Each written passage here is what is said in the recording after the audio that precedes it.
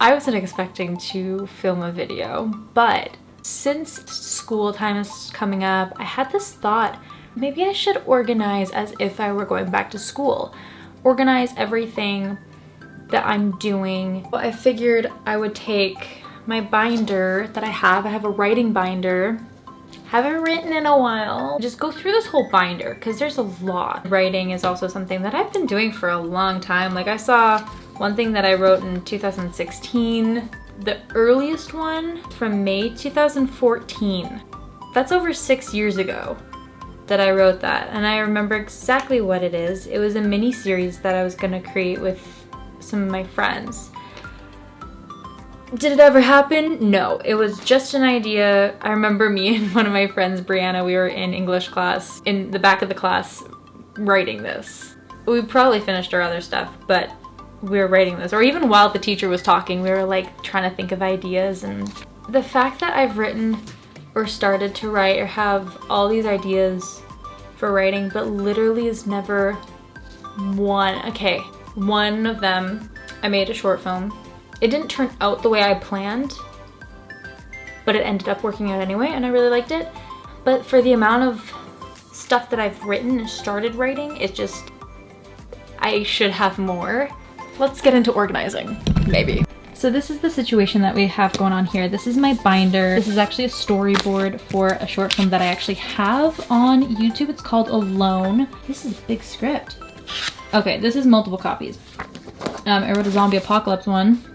Pretty much living in that. Storyboard for filmmaking. This is some writing tips. Then I have a bunch of monologues and acting tips and worksheet stuff. Literally all of this is stuff that I've started creating but never happened. I think what I'm gonna do is I'm gonna take all of this stuff, because there's just so many random pieces of paper, see if they're worth keeping, if it's good enough, if I can use it and whatever. If I keep it, awesome. If not, we'll chuck it. I feel like most of these stuff I'll keep it anyway, just because you literally never know. But also that's just kind of like how I am. Like, oh, you never know, I might be able to use it. You don't know when I'm gonna need this. Yeah, so I think I'm gonna type these out.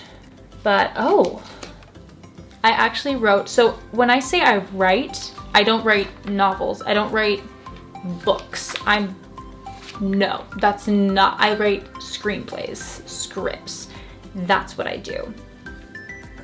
But yeah, why do I decide to be productive at night? Ugh.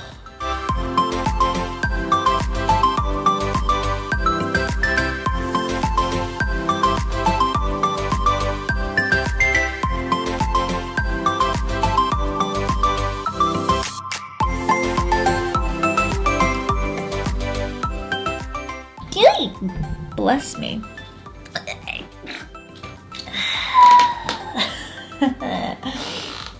So anyway, I've been typing out the stories. Man, I wrote some really weird ones. Not like weird, but it's just like, what was I thinking? This one I'm gonna completely get rid of because it's very cheesy. It starts off as a typical movie, ends with a twist. The typical movie, meaning a boy and a girl, both popular, are dating. Then the unpopular girl has a crush on the guy. And then they meet, they break up, they get together. But then the twist is that the girl is like, you know what? Now that you're talking to me, I don't like you. So the guy is like, I just wanted to ask you out. Will you go out with me? And she says no. Like, what? Why? Why should I? Just because I had the biggest crush on you and I wanted to hang out with you guys so badly? You know, now that you're actually talking to me and acknowledging my existence, I realize I don't like this. I don't need to hang out with the popular people just to be happy. No offense, I don't want to be friends with people only because I ran into somebody else. That's how they meet. She's on a run. She runs into somebody. He comes over and helps her. There's only one person who I would want to stay friends with. My best friend. I am so sorry. Do you forgive me? Yes. And then she's like, I think you guys should get back together. It was because of me that you broke up. Like, girl, you don't know the reason they broke up. After they broke up, the ex was like, says to this girl, you know, usually as the ex, it's my job to hate the new girlfriend, but I think we should try and get along. No, This is just like, I can't even do anything with this. So bye. But I really should read all these scripts to see if they're worth keeping. Okay, I'm reading some more of my old work. This is May 2014. This is like a mini series that I was writing with one of my friends. And it has like quite a few episodes. 7 episodes, dang. One character is like, my friends don't know what I did. Like, I can't believe that I'm not telling them. Like, I'm keeping this a secret. And I'm like, oh my gosh, what did she do? Like, I have no idea what happened. I don't even know if I wrote what happened. And now I'm intrigued. The writing's not that great. It's very blah, but like, still.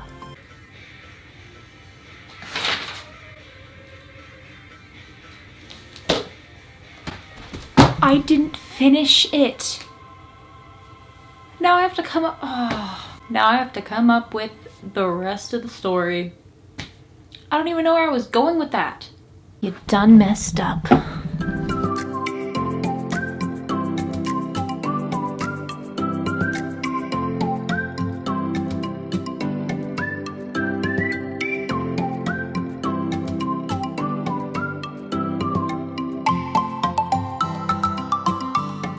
I've officially organized. Not gonna lie, I'm still probably gonna organize it because it's what I do. This is a lot more put together than I could ever be, and a lot more put together than it was before. I did switch binders, even though it's blue. I know it looks so similar. Oh gosh, this binder is huge. This is the one it was in, this is the one it is in now.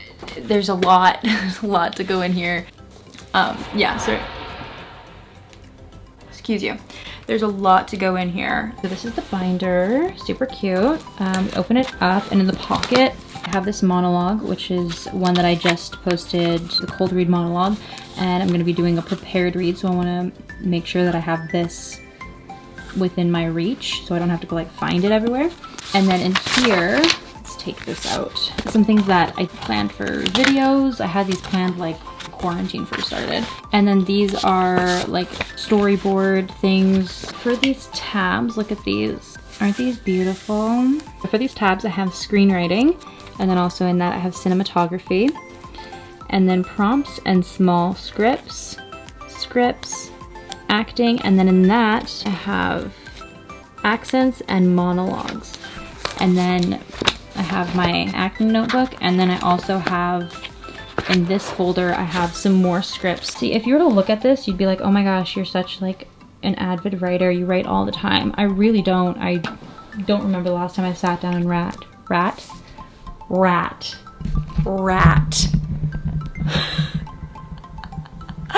Oh my gosh. So here in the screenwriting, I did the screenwriting course. It was like a free online course. I'll have the link down below if you're interested. As far as I know, it's free. It was like a 2-week thing, but I have all these notes from it. It was so helpful. And then I just have like a bunch of different things that I found, different tips and stuff that I found on probably Pinterest and just online of different things for screenwriting, like formatting and stuff. How to outline stories, and then in cinematography, I don't have too much. I literally like just started getting into filmmaking, and then Instagram was like, hey, we're gonna suggest full-time filmmaker. You should do their free like 1-hour thing, and I was like, sure, why not? I did to learn the top 10 secrets of cinematic shots. Have I used them? No. But will I use them now? Hopefully. And then also some cinematic techniques and tips and stuff. This I think was from a website, Studio Binder. Then prompts and small scripts. So I have writing prompts, which either I came up with or I found on Pinterest. I have a huge writing board on Pinterest.